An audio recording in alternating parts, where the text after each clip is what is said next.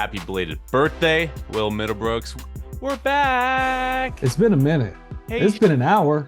It's been a long time. We have some more people joining our podcast too. We're growing. Yeah, you're going to meet those fine people at the end of this week, which is going to be great. Little teaser. I don't even know what you're talking about. I know. We're going to bring some more people on the pod. We're going to a little bit more like consistency every single week. You're still going to want to get me in the loop here? No. On camera? No. What are we doing? No. I'm going to surprise you as well. All right. Cool. Yeah, I've been all over the place, man. I've had so much going on the last couple months. I'm glad to get back on here, get rolling, find some rhythm with this thing. I have a question for you. Yeah, go. Okay, so you just turned 35. Correct. So is Nugenics contacting you to be a spokesperson for them yet? Shut up. Are you lacking in testosterone? Do you? I'm going to go on a limb and say my testosterone's higher than yours. Nugenics has not contacted me. Frank Thomas does not have my number. They have not hit me up yet. I may have hit them up, but no, I'm not that old, man. I'm still working out. I'm still moving. I'm eating okay. I'm not fat yet. We're good. This is episode 96 of the Wake and Rake podcast, brought to you by Nugenics. Stop. That's a fine. Are we gonna get fired? By who? We're our own bosses. That's right. You're fired. You know what is on fire is the MLB wildcard race, Brooksy. Yeah, it is fun. We have a lot going on, pal. We've missed a lot, and we're not going to be able to like catch up on everything that we've missed. So we're just going to hit the ground running. Yeah, let's just look at the news, kind of get this thing going. Right back into this thing. Let's just jump right back into it. MLB wildcard race is starting nationally. All four of those teams that are fighting for that final wildcard spot are all pretty much been lackluster since the wildcard break. All four of the teams, Reds, Giants, Marlins, Diamondbacks, all are below 500 since the All-Star break. All it's going to take is one of those teams to go on a 7-0 win streak to separate from the pack. Giants are on a 4-game win streak right now, but they can't hit the ball. Diamondbacks right now hold that final wildcard position. Marlins went, I want to say it was like a 5-game win streak last week, but were unable to sustain it. They've since lost 3 of 4. So who of those 4 teams do you like? Well, so right now what I have pulled up is remaining schedule strength. By the teams you just talked about, Miami is the 8th toughest. Woof. Okay. So Miami has the 8th toughest schedule remaining. They got 3 versus Atlanta. They have 6 versus the Brewers. That's kind of rough. But they play the Mets 6 times and the Pirates 3 times. Mm-hmm. Then as you go down the list, San Fran's kind of like middle of the road. They're 14th. They got to play the Dodgers 7 times. So that's kind of rough. They play Arizona twice, so they could make a difference there if they win those 2. Let's see, I'm making my way down the list. The Cubs are at 19th. So we're looking at on the harder side of the schedule now. The Cubs have to play Atlanta 3 times, the Brewers 3 times, and the Diamondbacks 3 times. So that'll be a big series. Arizona's right after them at 20th. They have Houston, they have the Cubs, and they have the Giants. So there's a lot of big games left. Milwaukee's 23rd. Let's see. Cincinnati's 25th. So Cincinnati's got the toughest of all those teams remaining at this point. Yeah, so God. So who do I like? That's what I'm looking at. Because at this point in the season, you're looking at like what's left on the schedule. I think Philadelphia, they're in. I think they're built to win a World Series. We'll get to that in a minute.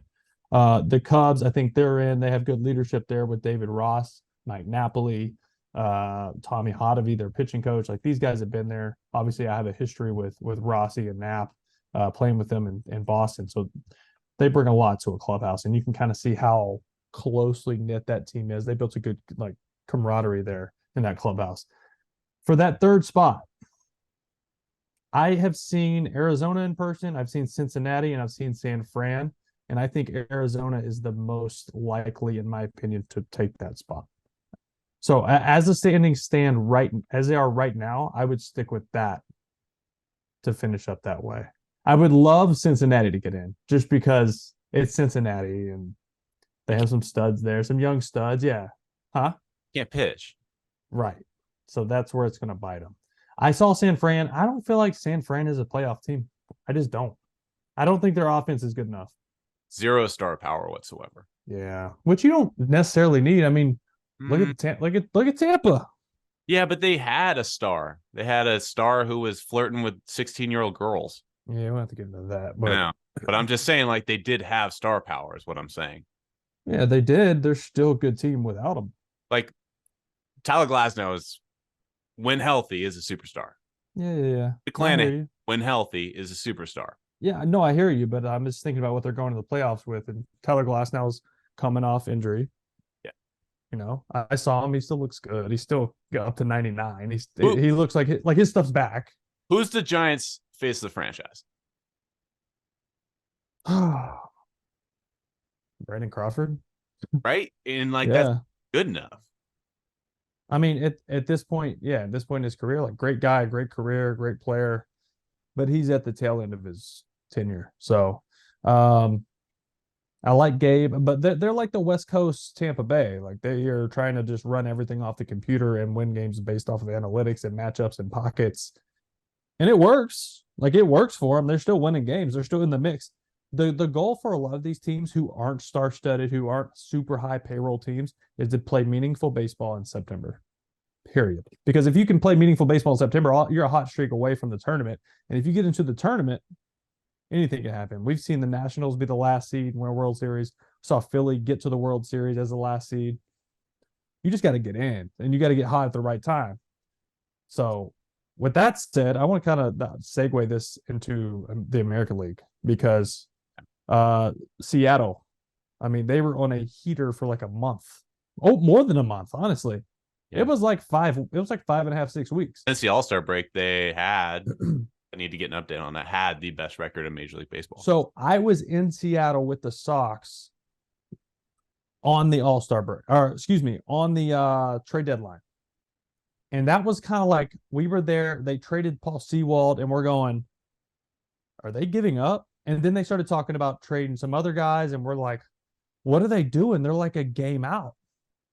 And then they took 2 or 3 from the Sox there, and they're like, dang, this team's kind of good. And then that was like the beginning of their, like, gone, like hot, white hot. And I remember I'm talking on CBS and talking about the Mariners, twice a week because of who they are and what they're doing. And I kept saying they're too hot right now. Like, the ebbs and flows of baseball. At some point, you get high, and you crash, and you're hot or cold as ice. That's where they're at right now. They lost 4 straight. They're not playing good baseball right now. They look like bullpen kind of looks like they're on fumes right now. They had all the stuff with George Kirby publicly, which was, what did you think? What are we doing, George? Yeah. George. I didn't execute. He had a good pitch. I wish I wasn't out there for the 7th, to be honest. So I was at 90 pitches, and I didn't think I needed to go anymore, but it is what it is. So, is that a conversation in the dugout, or is it? It'll be a conversation soon. Yeah. Listen, not only is that going to affect how your teammates look at you and your coaching staff and your front office looks at you right now, you're a young player. You're going to play this game for a long time. But when you go into free agency, you think that's not going to be in the back of these other teams' head? Like, this guy's not a dog. Like, this guy doesn't want to pitch past 90 pitches. He doesn't want to be out there if he does need to be out. Like, what are we doing? Yeah, it's a bad look. But so I will say I understand, like, this is the age we're in. This is the era we're in. This is how pitchers are groomed to understand, like, okay, like, I'm kind of out of my time. I don't care. At the end of the day, it's still baseball, and you have to have that inside of you that's like, you were a pitcher. You're like, you got to rip the ball out of my hand. Yeah. I'm not coming off this mound unless you absolutely make me. And I'm going to keep asking you to leave me out here, because just give me one more better. I can get this guy out. I have confidence in myself. That was a bad look.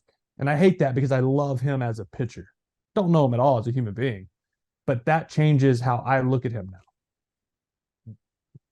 I agree with you 100%. I will say this to defend George a little bit. You mentioned that this is how pitchers are groomed now.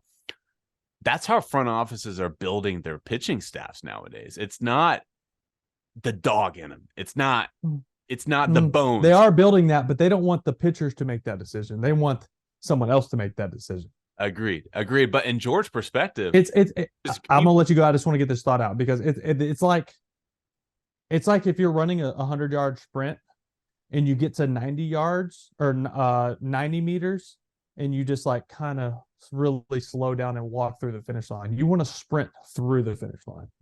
So it's like you don't want to get to a certain point and just be like coast or be like, I don't want to go further, because it said I was best to win the race if I was winning through 90 meters. Right. Does that make sense? No, it makes sense. I will use your figurative language against you and say that what used to be a 100-yard dash is no longer a 100-yard dash anymore. Like it used People to be. Still run it though. They do, but it used to be the 100-yard dash is, can you get me to 7 innings? Can you, as a starting pitcher, get me to 7 innings? Now it's, what can you do with your 100 pitches?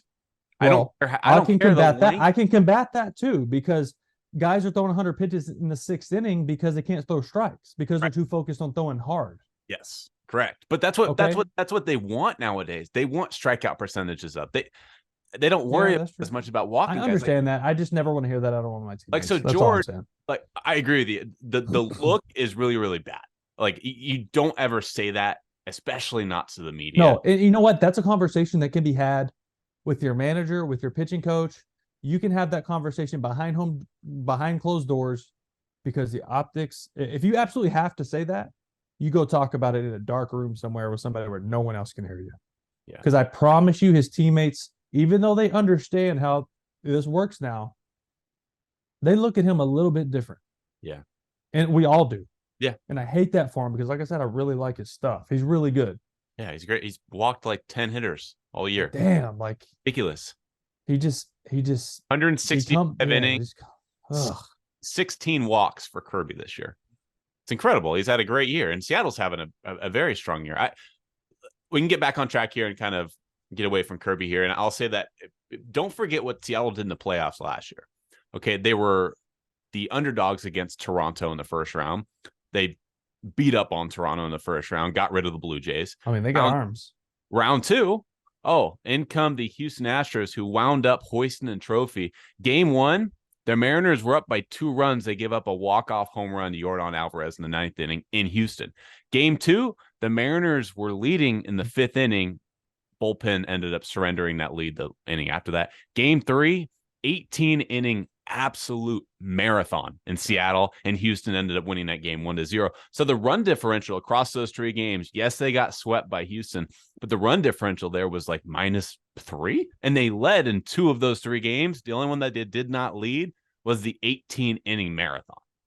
And what's the difference? And what's the difference in big games in September and in October, and then World Series once you get into November now? Experience, right? Yeah. Experience and having guys. You mentioned Yordan Alvarez, Bregman, Altuve, like all these guys have been there, done that. They've been in these big moments. They've been in these big games where the heart rate stays where it's at, doesn't get through the roof, and they compete and make plays in those situations and those big moments. A lot of those guys on the Mariners team never been in the postseason before, and now they're playing for a chance to go to the ALCS, right? You're talking about last year. You're talking about last year. Okay. All right. Yeah, last year. And, that's where in the playoffs experience plays. And that's why I think Philly is really good for I think they are built for the postseason with the players on their roster being those guys who've been there. They kind of the big moment type guys. Are you worried about Texas? Yeah. I mean, the fact that they just fell off the map like they did, that bullpen is bad. I mean, I don't know what it is now, but a few days ago in September, they had like a 9 ERA. I'm sure it's gone down since then. That was a few days ago. But through like the first 9 days of September, I'm pretty sure they had like a 9 as a bullpen. So it wasn't good. They got Scherzer going tonight, so that should be pretty good. But I don't know, man. I am worried because every good playoff team has a couple stoppers in the bullpen, and they don't. They can hit. I mean, Corey Seager is a god. Simeon's come around. I mean, John. They got all these guys that are really good players, And they have some starting pitching now, even though they had some guys go down with injury, Jacob deGrom, obviously. But I think bringing in Chris Young, their GM, who was a pitcher who played the game for a long time. They have a lot of guys in his ear like Michael Young and other guys who played the game for a long time that are building their roster. That's ideal. I'm not saying that these guys who didn't play the game at a high level can't do it because they have been doing it forever.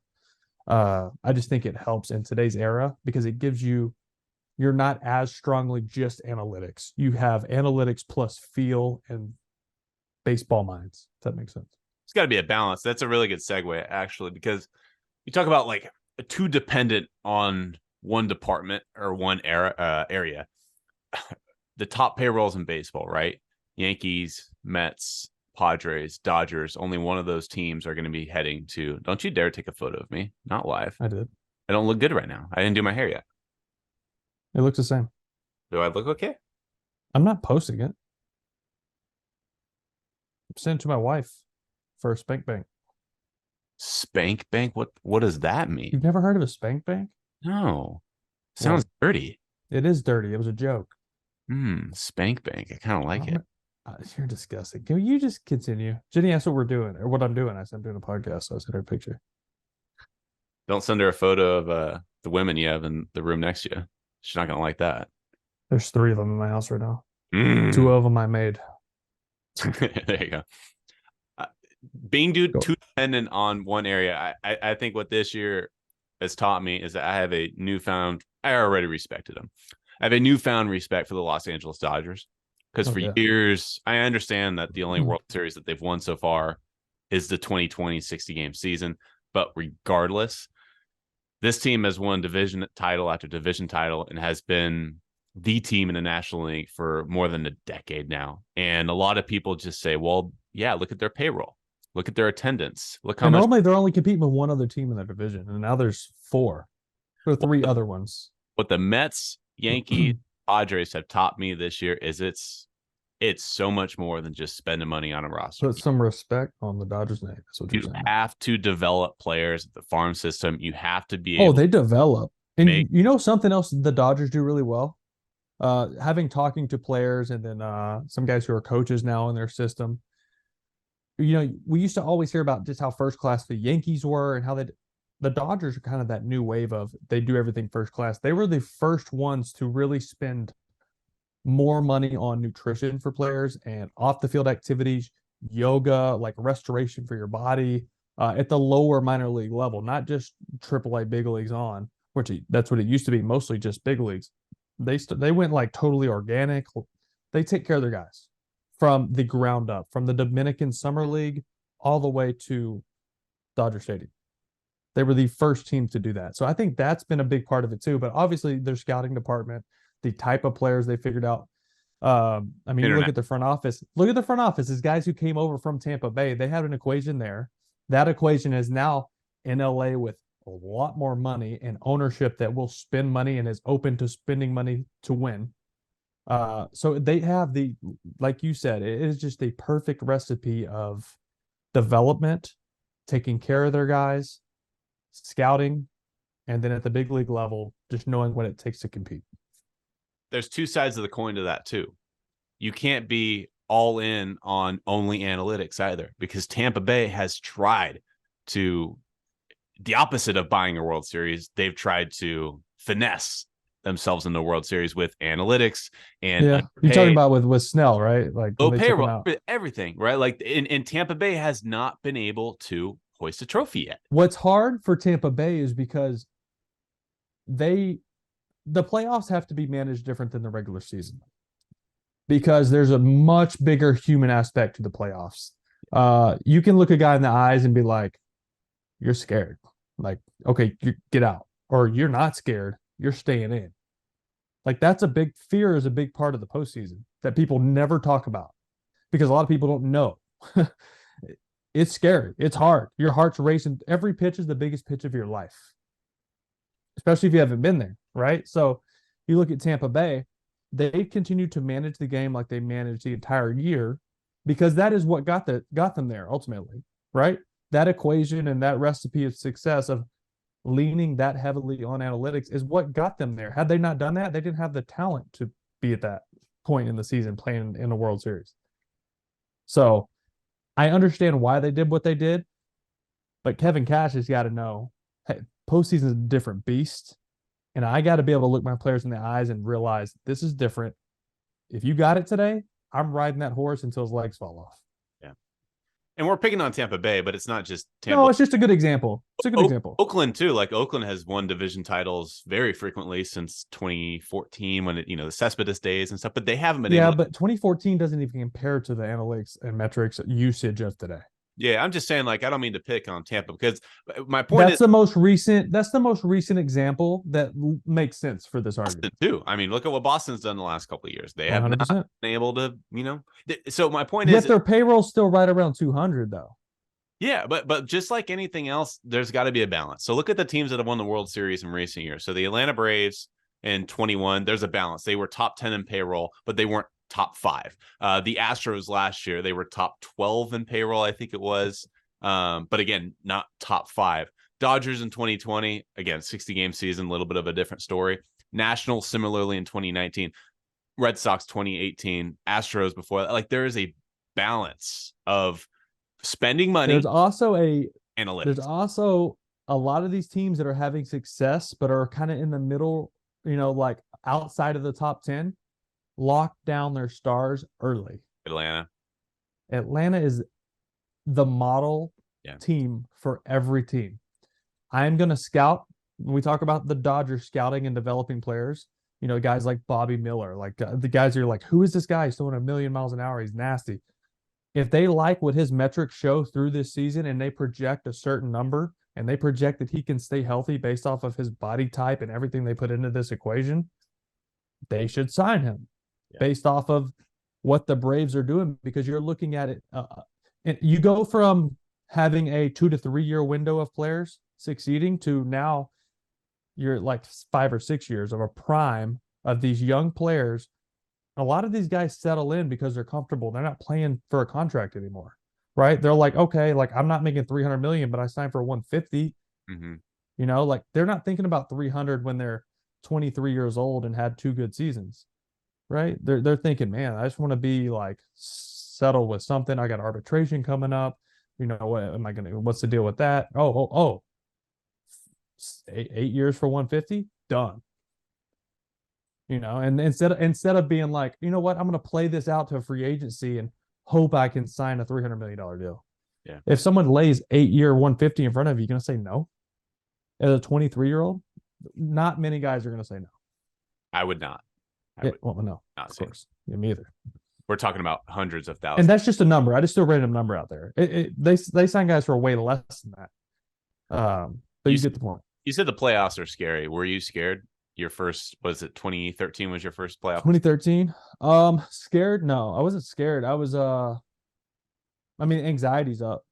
That fear of failure that everybody has is just a little heightened because you're like, this is important. And it was heightened more because like my boys meant so much to me. I was like little bro on that team. I was 24. So everybody else had like 10 plus years in the big leagues at that point. So I didn't want to let them down because they had helped me up. They put their arm around me and they're like, you're one of us. So I just didn't want to let anybody down, but I also wanted to make a name for myself. I also want to win a ring. I also wanted to contribute to a squad that was just really like gritty and good. Your first game, you went 1 for 3 with a walk, a double, and a ribby. So good for you. Matt Moore, double off Matt Moore off the wall. Yeah. Yep. Scored a run. Drove in Stephen Drew.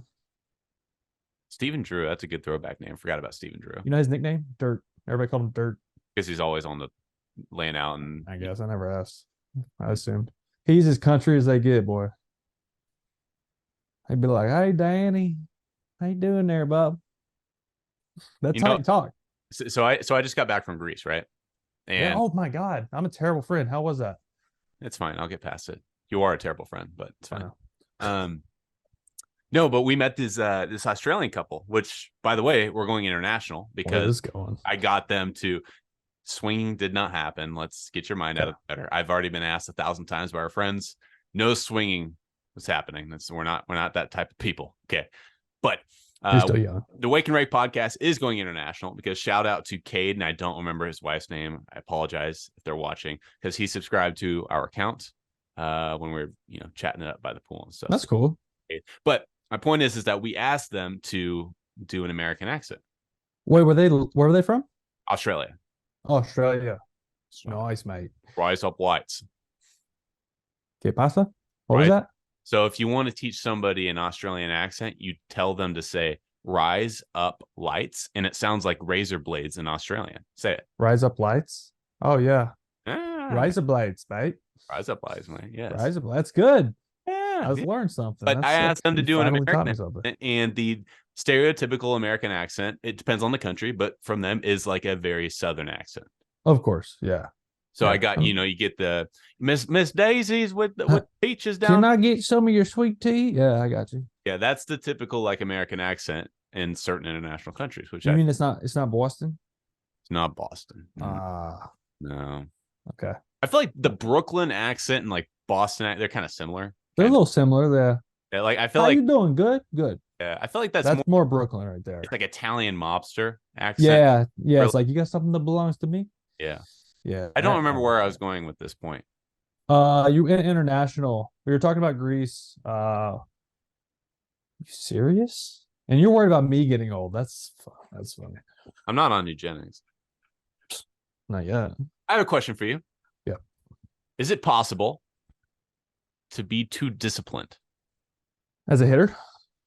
Or as a husband? Like, where are we going? As a hitter in Major League Baseball, is it possible to be too disciplined as a hitter? Yes. Play discipline. Oh. No. Oh man, that's a good question. You're talking about Juan Soto, aren't you? Yeah. I knew it. You love Juan Soto. Any way for you to talk about the Padres? Well, I'm gonna kind of shit on Soto a little bit here. Not shit on it. That's the wrong. Okay, I got an example. In his case, okay. When I'm sitting on my mic cord, hold on. When you are as good of a hitter as he is, I want to see him swing the bat more. Yeah. I think a good example, and we can maybe throw up some numbers on this when you put this together because you're a wizard with that stuff. But I want to look at Tristan Casas from like June 1st till now. Because like the first month and a half of the season, Tristan Casas was he's very patient at the plate. He's always, even last year when he came up for a month or so, he didn't get a ton of hits. He didn't hit for a ton of power. I think he hit 5 homers last year when he came up.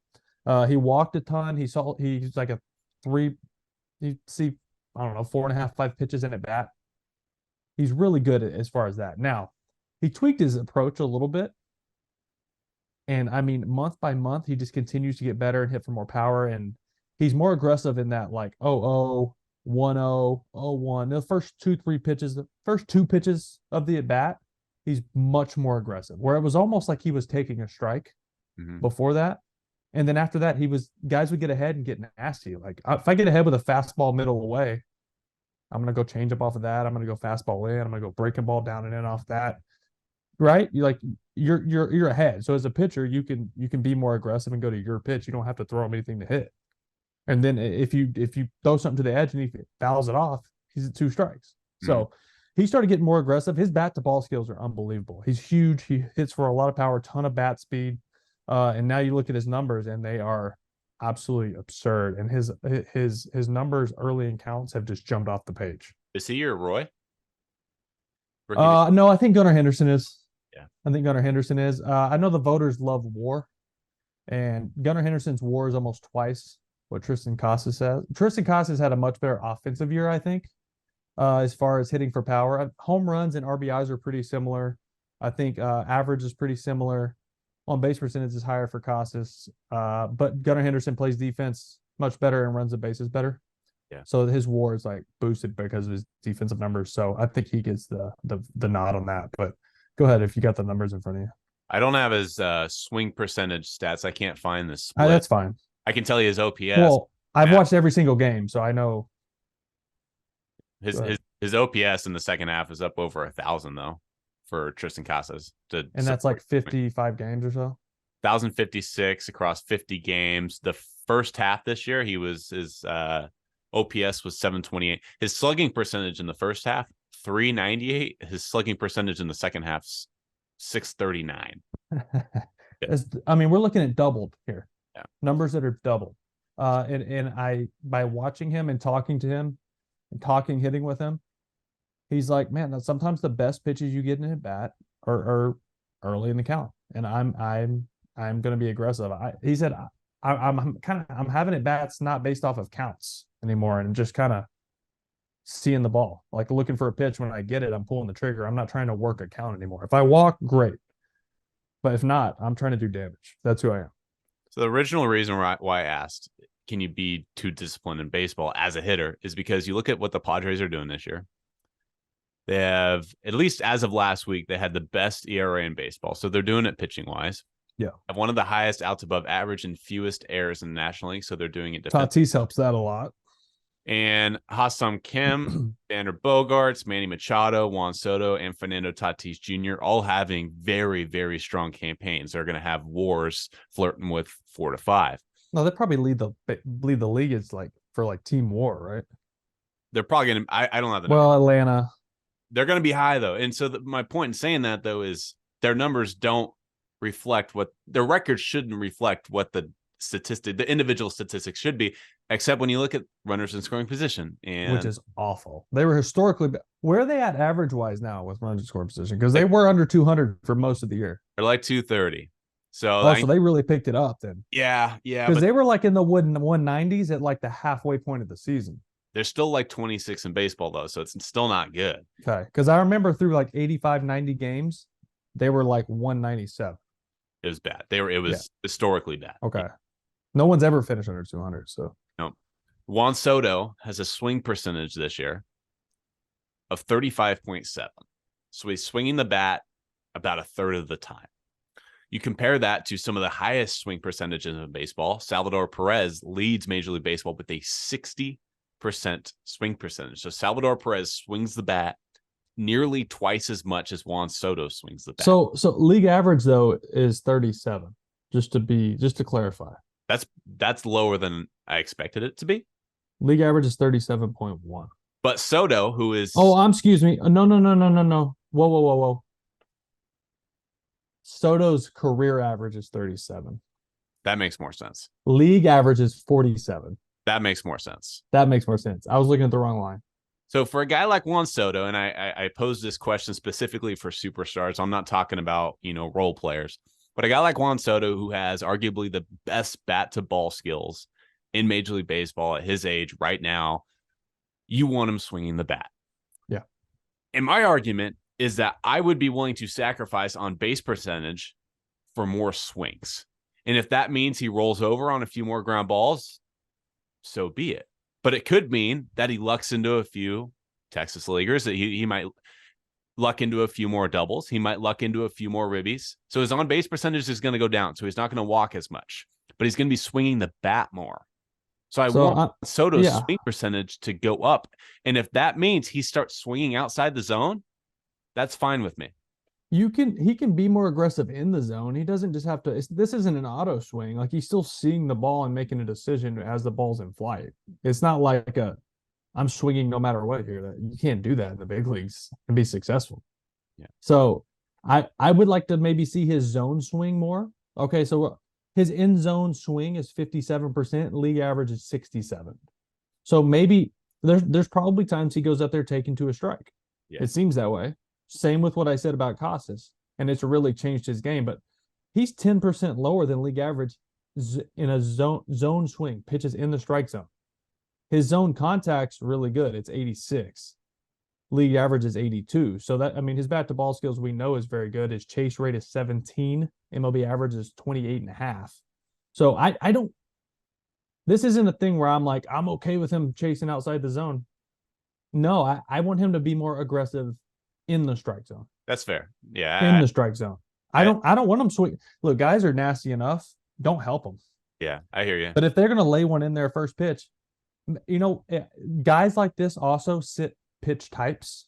So like, okay, I'm looking not just location, but location and pitch. So they kind of keyhole guys. Mm-hmm. So if it's not perfect pitch, for example, I'm looking fastball middle in 0-0. It's a fastball middle away. I take it because it's not in inner half.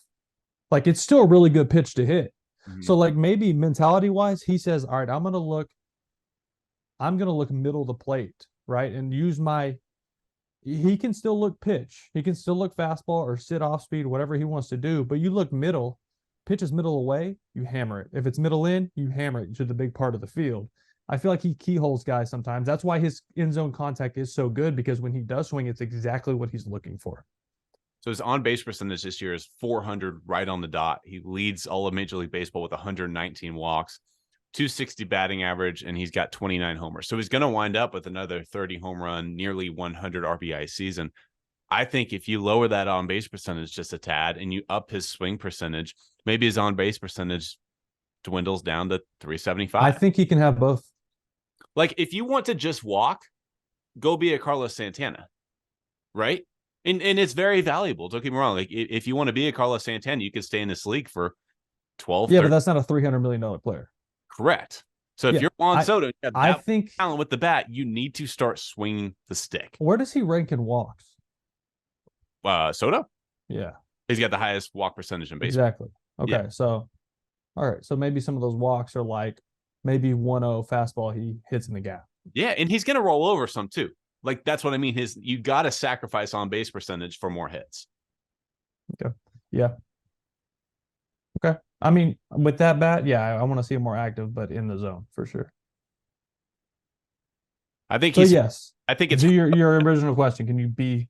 Yeah, I think it's hurt the Padres more so this year because of what they're lacking, and that's hitting with runners in scoring position and driving in runs. That's what the Padres have lacked. So I think that's really hurt the Padres this year. That's not to say that it's Soto's fault. He's having a good, strong year, and that's just not who he is. This is who he is. He's a high, takes a lot of pitches, high plate discipline, high walk percentage. That's who he is. So I'm not saying he needs to change overnight because the Padres can't drive in runs. All I'm saying is that I'm going to hand this guy.